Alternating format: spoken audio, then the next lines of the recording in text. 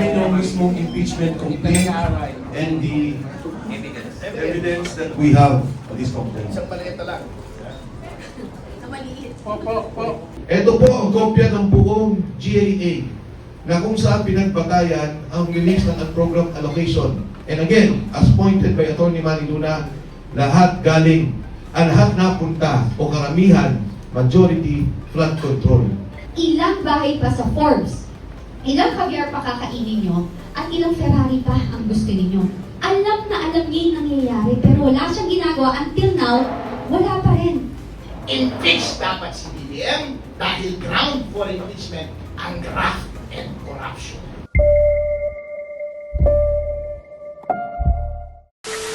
To summarize, to summarize all the points, yung gist na we mentioned na yung case na yung articles that we will file, our renowned lawyer, Attorney Ferdy Topacio, and also to give the closing points on the articles of impeachment. Attorney Ferdy. Magandang tanghali po mga magulang at mga kapatid. Hindi ko na po uulitin yung mga points. I think my fellow complainants have made everything so clear. Ang nais ko lamang po sabihin, very briefly, the common thread that runs through all of these accusations is the policy of the present administration of bend the law. Why am I saying this?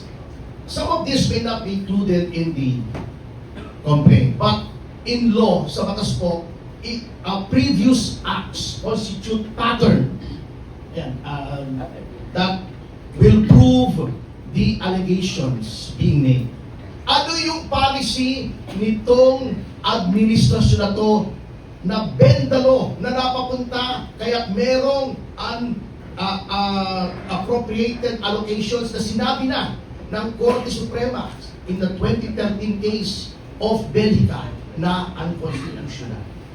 Ito po, tingnan nyo kung paano binibend the law. Kaya dapat pong natigil na to by removing the president. Nakasasabi lang po itong mga kasama ko, yung kay Presidente Duterte. Ito pa, kung napansin nyo, even before that, for the first time in legislative history, mayroong committee hearing sa House wherein the council was physically prevented from advising his client. Ako yun, dun sa Quadcom. Again, for the first time in our country's history, yung rules regarding the appointments and consideration of the JBC, inignore. Anong ginawa? Pagka may kaso, di ba, hindi pwedeng consider ng JBC. Anong ginawa? Just for the case of Remulla, Boying Remulla, tinanggal yung rule na automatically docketed just to say na walang kasong docketed against Ombudsman Remulla para ma-appoint siya. Break the law na yun, hindi na bend na yun. Ano pa? Yung abuse ng administrasyon ng hearsay, nililin lang po ang taong bayan. Ang hearsay po, sabi sa akin ni Jing, babaero daw, si General Garcia. Yun ang hearsay. Pinotektahan ko na nga si Jing eh. Pumalag pa kayo, pambihira naman kayo. Pero pag nakita ko mismo na ng bababae si Jing, ayan, binalik ko na kay Jing. Hindi po hearsay yun. Kaya yung sinasabi ng hearsay si Sandy ko, hindi po.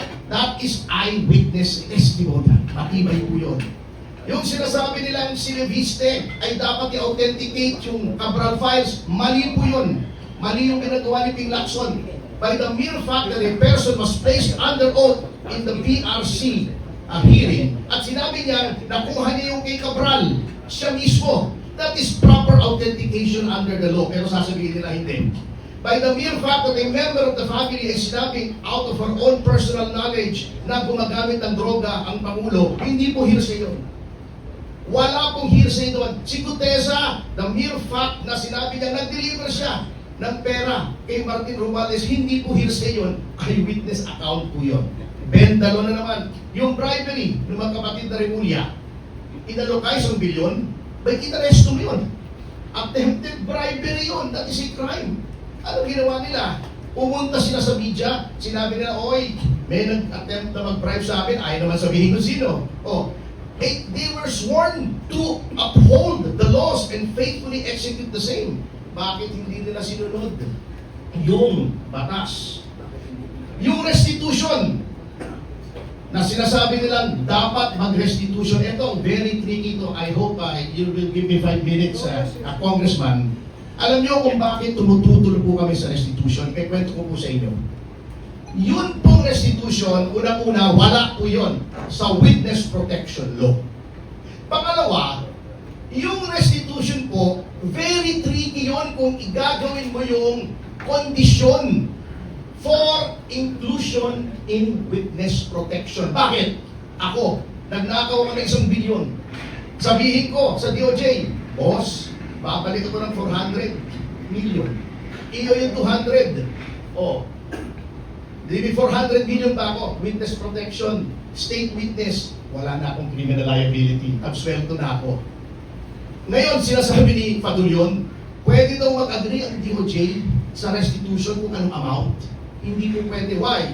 Allowing a person who stole from government to keep part of the loot is a contract that is contrary to public policy and therefore null and void. Hindi po ako nagsabi niyan. Yan ay nasa civil code. Look it up. Kaya po, in order to recover ill-gotten wealth, yung sinasabi ni Boying na, pagtatawa na naman tayo yan. Hindi natin ma-recover. Binigyan agad natin ng immunity. Hindi po. Mali po si Boying dyan. Meron pong provision for civil forfeiture of ill-gotten wealth. Paano po? Ang Office of the Solicitor General ang magpa-file sa korte. Bakit po sa korte? Sapagkat hindi mo basta pwedeng sabihin, hindi pwedeng sabihin ng DOJ, ang inakaw mo ay 500 million, 600 million. Kukunin namin. That is deprivation of property without due process of law. Who determines kung magkano ninakaw? Ang korte. Kaya sasabihin nila, mahirap sa korte. Hindi po mahirap. Unang-una, aside from the fact that that is the process provided for by law, kapag civil forfeiture po, there are two presumptions that are in favor of government. Number one, the presumption that all assets over and above the legitimate income of a public official is presumed ill-gotten. Siya magpatunay na hindi ill-gotten. Number two, since it is a civil suit, it is civil in nature. Preponderance of evidence lamang ang kailangan. Hindi proof beyond reasonable doubt. Kahit maabsuelto yung tao, pwede pa rin kunin. Because it proceeds independently of any criminal action for graft, plunder, malversation, etc. against the erring official. Kaya po sa korte, ang mangyayari pag sinali mo yung restitution sa pasok sa witness protection, that is fraught with the danger of graft and corruption. Magkakatawaran yan. Kaya hindi po nilagay yung provision na yan sa witness protection. Kita nyo na. Pagkatapos, dinidefensa nila. Bakit? Gusto nilang, they want a piece of the action. O, di ba? Kita-kita nyo eh. Kung bakit, binibenta na naman yan. O, doon sa impeachment, benta na naman, kahapon lang. O, can you imagine?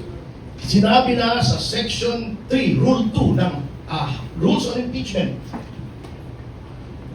ang Office of the SecGen. The SecGen is not the Office of the SecGen. The SecGen does not exercise all the powers. The SecGen does not bring the powers of the Office of the SecGen with him or her when they go abroad. At fundamental po with any office, any office in government, kapag umaalis yung hepe, may OIC. Bakit ayaw tanggapin ni Atty. Momoy? Salonga. Momoy ba? Hindi, Momoy, di ba? Haifa? Okay, whatever. Hindi ko nakakuha yung, kasi namumutla kahapon kaya medyo nanginginig eh. Okay, anyway. Tayo ba pa nag-file tayo sa hukuman ng kaso, kailangan nandun yung juez? Kapag nag-file ba tayo ng appeal sa Office of the President, dapat nandun yung Pangulo sa Malacanang. O, bakit ito? Kapag nag-file ka, kailangan nandoon yung Secretary General.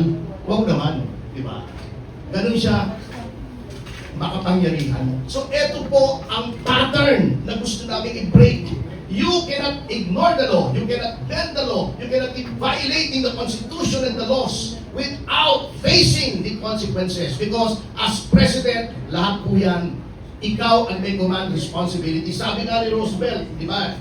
Si President Roosevelt, meron siyang nakalagay doon sa kanyang desk, the buck stops here. Kahit ano mangyari, ako yan.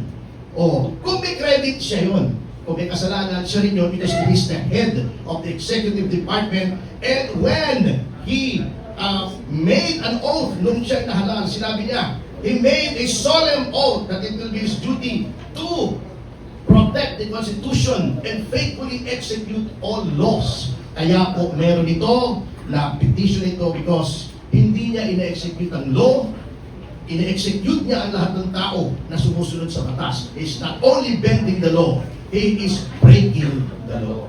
Salamat po.